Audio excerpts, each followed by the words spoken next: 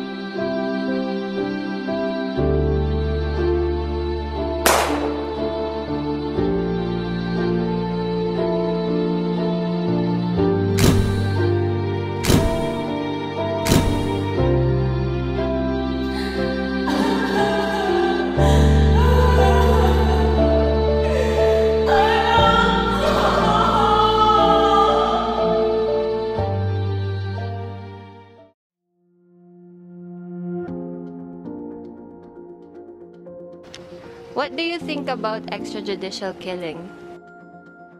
A study concluded that there have been 5,021 drug-related killings from May 10, 2016 to September 29, 2017 that have been informed to the masses.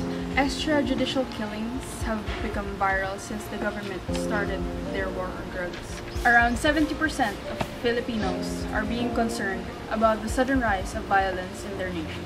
Extrajudicial killing is a type of killing that gives police the opportunity to kill without any consequence due to the government having their backs. There are various reasons for these killings. First one is the fear of the authorities for their lives, making them protect themselves and not the citizens. Second, the declaration on the war on drugs because of an increase to the drug-related crimes. And lastly, the authorities' mistakes on determining those who are abusing substances and those that are not.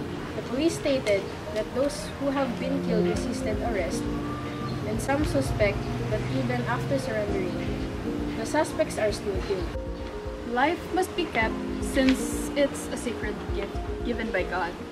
No one in this world has the right or responsibility to take another man's life. Having lived in this world latter than most, does not let this unnecessary violence slip by. The intent of these killings was to protect the innocent, but ethical considerations must have a place in all of this first. Allowing wrongdoings to slip by shouldn't happen at all. Give the mistaken time to realize what they did and then give them sanctions to repent for what they have done. Every single person knows that life is the greatest gift of God, and no man should take it away from another, as stated in the 6th commandment. The war against drugs should not be executed in a way that the people who have been drowned in it should suffer.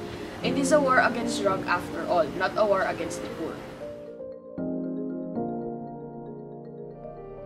Although programs such as the ones by the Department of Health exist, there are still only 50 drug rehabilitation and treatment centers here in the Philippines. There are only 44 of both public and private facilities in the country, and their combined capacity amounts to only 7,200. Though the Philippine government is planning on building more rehab centers, there is still a shortage in terms of facilities that can handle rehabilitation and treatment. The Lasallian Youth for Hope sees strong reinforcement and endorsement of rehabilitation programs as the most life-giving solution when it comes to the war on drugs and the issue it brings about extrajudicial killing. The government must employ and advocate for said programs in order to help individuals toward freedom. However, this cannot be achieved if the said situation is as described. More funding must be provided by the Philippine government for rehabilitation and treatment programs as well as infrastructure, along with developing and creating sound policies on drugs. In strengthening and promoting rehabilitation programs, different organizations, groups, researchers, advocacies, and even local governments can come into influence and push for a more positive and empathetic environment for the said individuals, which can then result in their increased participation and willingness to change. Many are still unaware and uninformed about drugs and what it can actually do to a person, more so about the different rehabilitation and treatment programs. These initiatives must be further sustained and fostered so that awareness may be raised among Filipinos and more people may be brought to another shot at life.